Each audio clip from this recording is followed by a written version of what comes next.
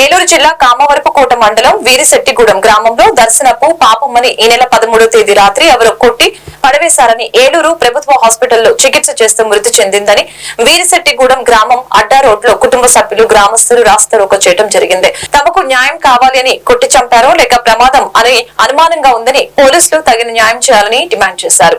వీరిశెట్టిగూడెంలో జరిగిన సంఘటన నేపథ్యంలో జంగారెడ్డిగూడెం డివిజన్ పరిధిలో ఉన్న ఈ ప్రాంత డీఎస్పీ గారు చింతలపూడి పరిధి సిఐ వచ్చి ఆ బాధిత కుటుంబానికి తగు న్యాయం చేస్తామని హామీ ఇచ్చారు.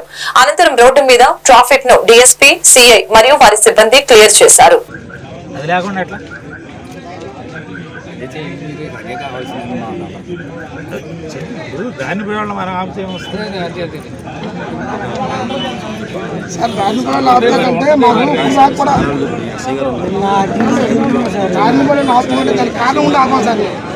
కాదబ్బాయి నేను వచ్చి నా దగ్గర మాట్లాడతాను, లేదంటే ఎస్ఐ గారి దగ్గర మాట్లాడతాను. ఎస్ఐ గారి దగ్గర మాట్లాడితే ఉపయోగం ఉంది. ఎస్ఐ గారి దగ్గర ఇక్కడ మాట్లాడాం, ఇది మా పద్ధతి లేదని చెప్పి అక్కడ రాశాడు.